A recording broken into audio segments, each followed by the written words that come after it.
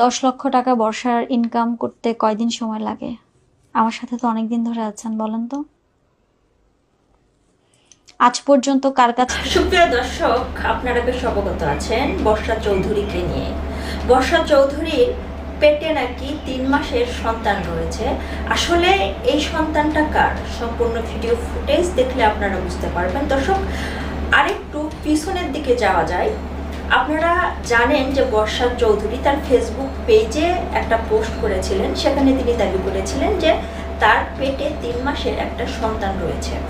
আসলে এই সন্তানের বাবাকে তিনি ইতিমধ্যে দায়ী করেছিলেন মুন্না খানকে, এবং আপনারা মুন্না খানের লাইভ নিয়েও বেশ অবগত আছেন। তিনি কিন্তু সেই লাইভে বর্ষা চৌধুরীকে অনেক গালিগালাজ করেছেন এবং তিনি একেবারেই বলছেন যে তার সাথে মুন্না খানের সাথে বর্ষা চৌধুরীর একটা মেলামেশার সম্পর্ক হয়েছিল, সেটা 1 মাস 10 দিন আগে। তার কাছে নাকি সব প্রমাণও রয়েছে। তাহলে 3 মাসের সন্তান যে বর্ষা চৌধুরীর পেটে আছে, তিনি যে একেবারেই মুন্না খানকে দায়ী করছেন। দর্শক, তাহলে এই সন্তানের বাবাকে আমি আরেকটু পিছনের দিকে যেতে চাই। দর্শক, এই বর্ষা চৌধুরী তিনি একজন ব্যাংক প্রমোটার, তিনি ব্যাংক প্রমোট করে আসছেন। তো আমার প্রশ্ন আপনাদের কাছে, দর্শক, তিনি যে দিনের পর দিন ব্যাংক প্রমোট করে আসছিলেন, তার কি যোগ্যতা রয়েছে?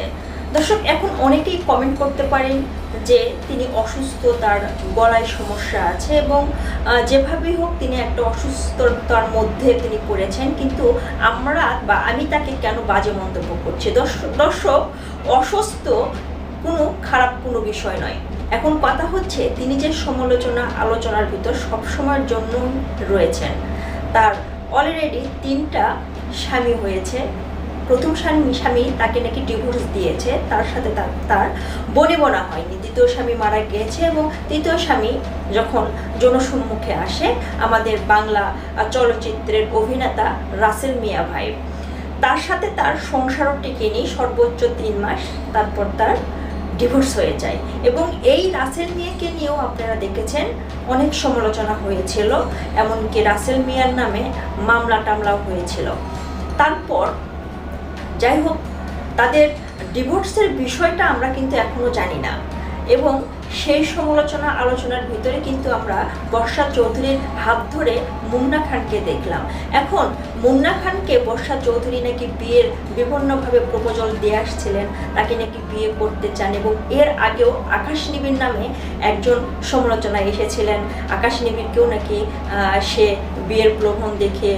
যাই হোক দর্শক, পুরনো কথায় আমরা না যাই। তো এখন প্রশ্ন হচ্ছে, ইতিমধ্যে সেই রাসেল মিয়া তার ভেরিফাইড ফেসবুক পেজে একটা পোস্ট করেছেন। সেই পোস্টে তিনি উল্লেখ করেছেন বর্ষা চৌধুরীর যে সন্তান, সেই সন্তানকে নাকি তিনি দত্তক নিতে চান। মানে বর্ষা চৌধুরীর এই সন্তানকে যদি মুন্না খান না মানে, অর্থাৎ মুন্না খান যে তিনি স্পষ্টভাবে বলেছেন যে তার সাথে তার মেশা যদি হয়েও থাকে 1 মাস 10 দিন আগে, বাট বর্ষা চৌধুরী যে 3 মাসের একটা সন্তান নিয়ে আসছে, এটার বাবা তো আমি নই। যাই হোক, আবারও রাসেল মিয়া তিনি পোস্ট করে বলছেন সেই সন্তান যেন নষ্ট না হয়, তিনি দত্তক নিয়ে সেই সন্তানকে লালন পালন করতে চায়। দর্শক, আপনাদের যদি কিছু মন্তব্য থেকে থাকে অবশ্যই কমেন্ট বক্সে